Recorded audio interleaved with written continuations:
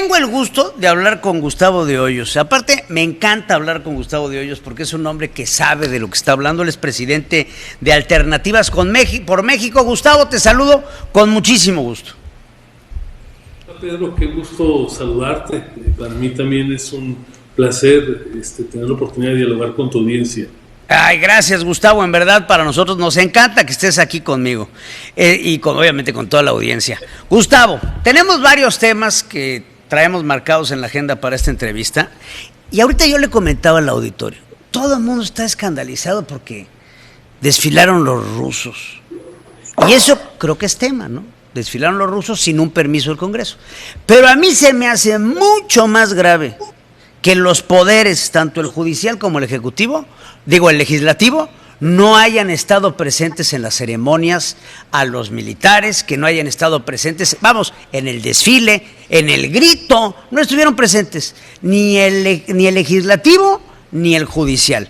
¿Qué opinas de esto y qué gravedad? ¿Qué nos está queriendo decir el presidente? Pues mira, Pedro, déjame brevísimamente referirme al tema de la participación de un contingente del ejército ruso. Coincido contigo que la ausencia de representantes del Poder Judicial y del Congreso es más grave, pero no es un hecho menor. No es un hecho menor porque estamos hablando de una invasión que ha sido condenada por la comunidad internacional, lo que actualmente ocurre en Ucrania. Yo hacía una referencia hace unos días en algún artículo que esto hubiera sido como si el presidente Lázaro Cárdenas invitara a México en su momento a las tropas de Hitler cuando invadieron Francia. Esa es la gravedad de la circunstancia, ese es, digamos, lo extraviado del desatino de la política exterior del obradorismo, y aunque se trate de un desfile, sí marca una especie de saludo en términos diplomáticos a esta invasión tan desafortunada. Vi tu opinión con respecto a esto, la verdad. Y también creo que el tino geoestratégico es malo, porque estamos viendo una invasión. Ahora, también creo, Gustavo, que los conflictos están en todos lados. ¿Cuántas veces no hemos visto, nuestras relaciones con los Estados Unidos y el conflicto de Afganistán, por ejemplo? Afganistán fue una invasión que no salió nada de ahí.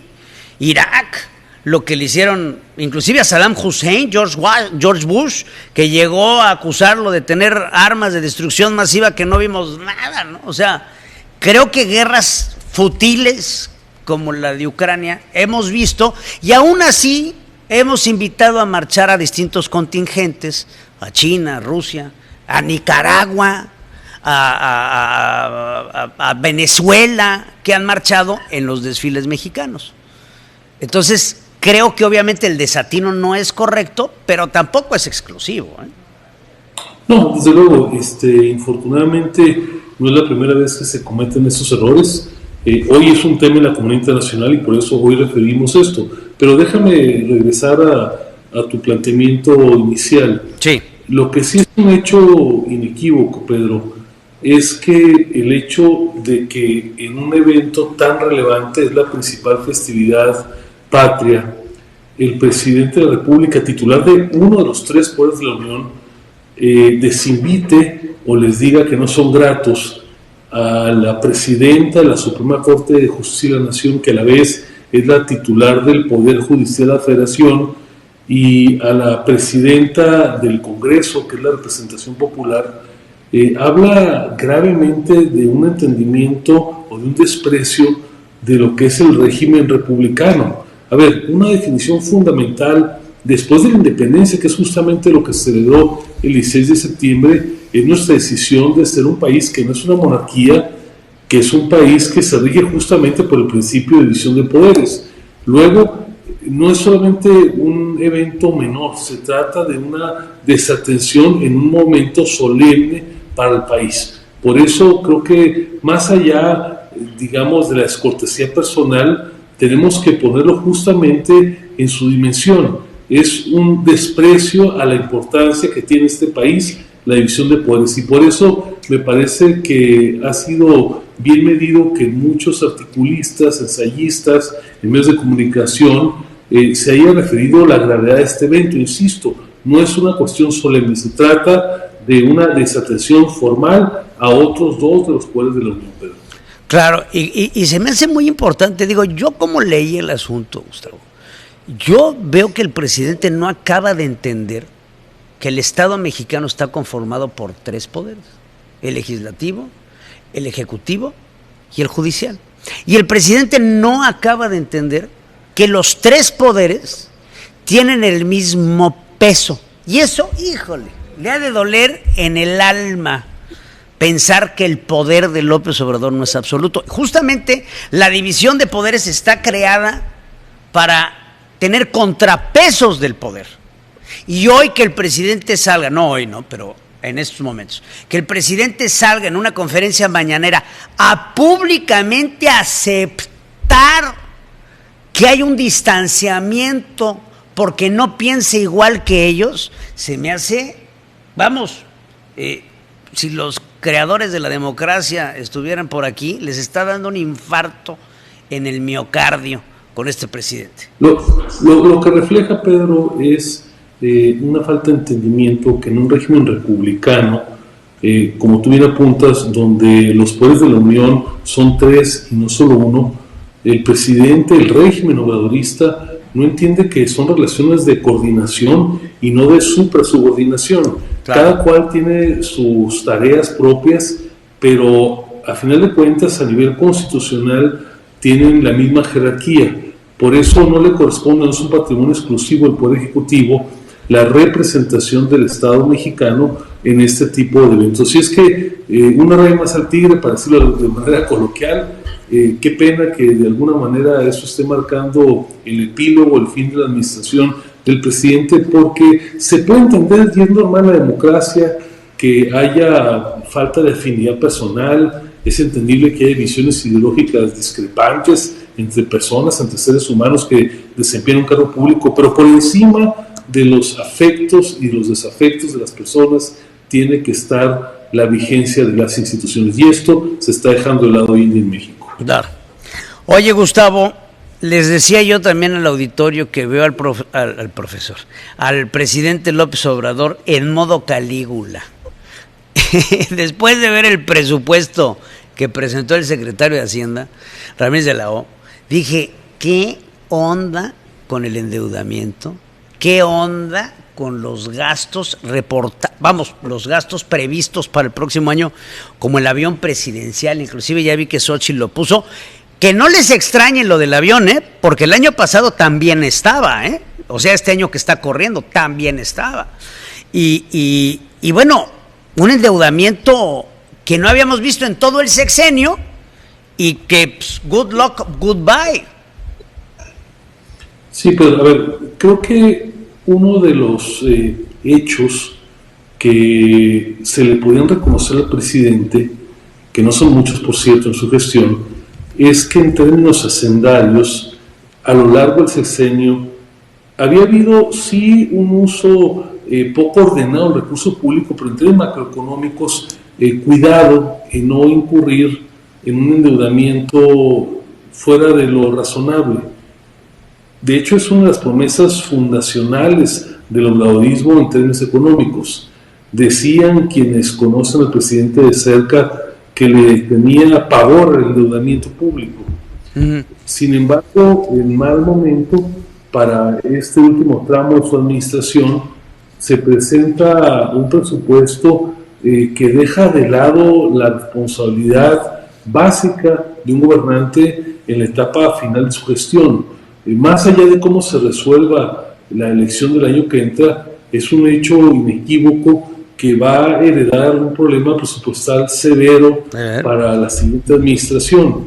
Es claro, lo dicen ya los expertos, la recaudación, aunque ha crecido, de ninguna manera lo ha hecho en forma tal que permita una extensión, una ampliación del presupuesto de esta dimensión, y si a eso le sumamos que derivado de algunas prestaciones sociales que se han incrementado, algunos programas sociales que el régimen ha puesto en funcionamiento, esto genera cargas recurrentes, crecientes para el presupuesto público. El hecho de que haya este uso al estilo Calígula, como tú decías, Pedro, del presupuesto, insisto, más allá de los otros de la elección, va a comprometer severamente el margen de maniobra del siguiente gobierno federal.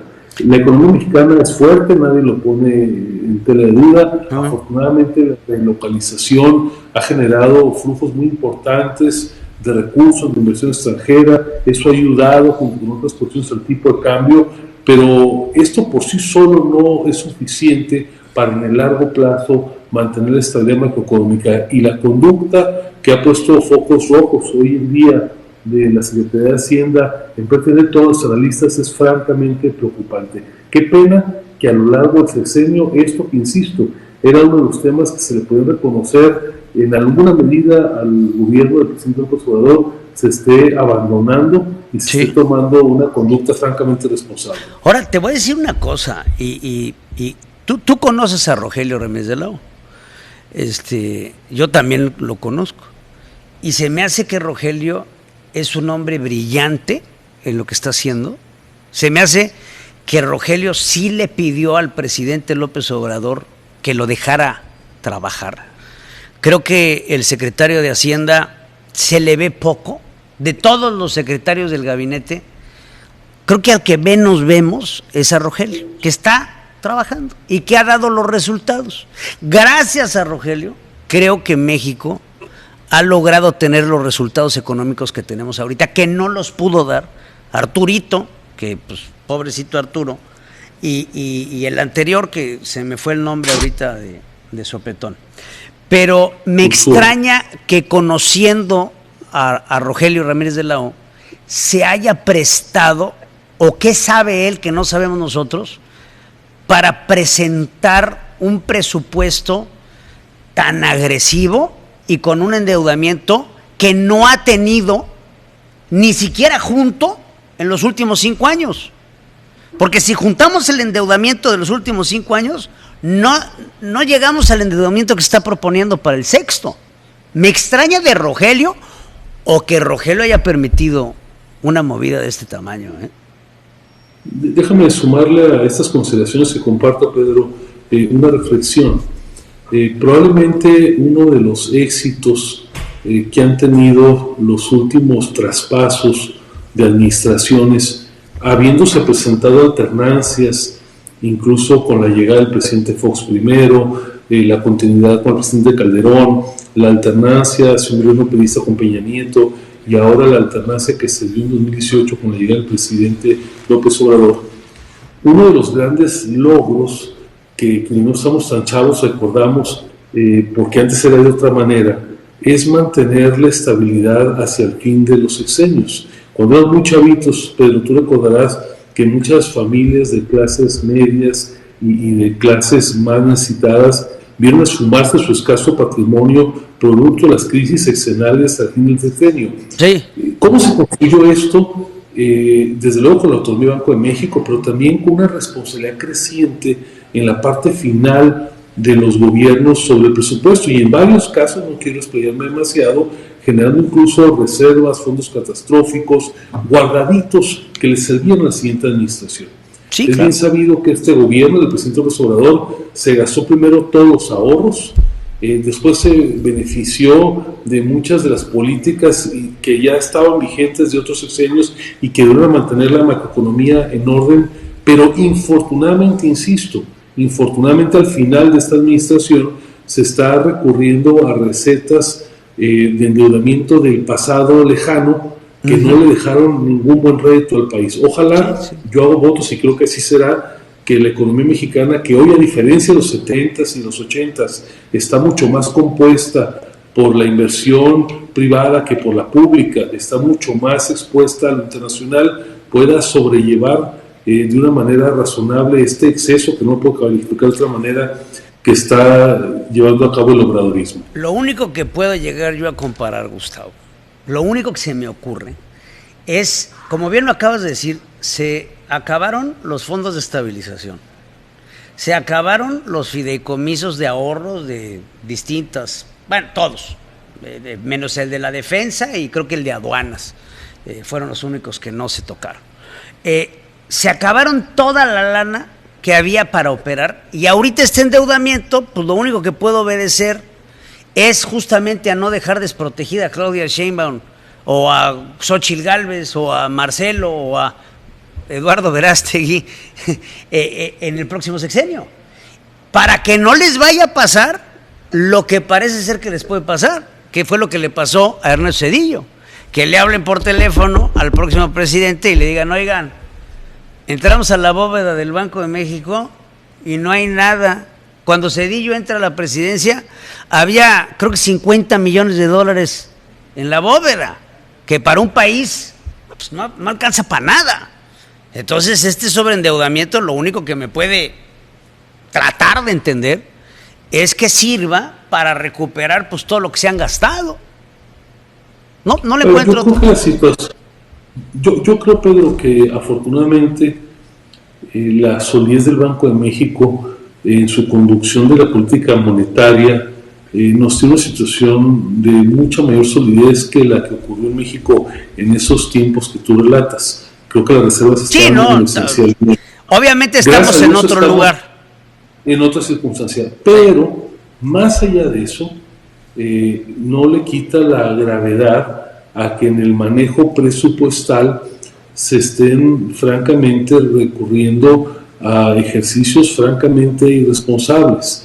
Tendría que ser exactamente lo contrario, mayor cuidado de salida, porque a final de cuentas cualquier gobierno que arranca pues tiene nuevos programas, tiene nuevos desafíos, nuevos retos, y el margen que se va a dejar a la siguiente administración, gane quien gane, sea quien sea el presidente o la presidenta, va a pagar las consecuencias de esta juerga, por decirlo de alguna manera, en términos presupuestales que nos está dejando verle el presidente López Obrador en la parte final de su encomienda. Qué caray, pues ya estaremos muy al pendiente, mi querido Gustavo de Hoyos. Lamentablemente se me va el tiempo. Para mí siempre es un honor platicar contigo, Gustavo de Hoyos, presidente de Alternativas por México. Gracias y sigamos en contacto, Gustavo.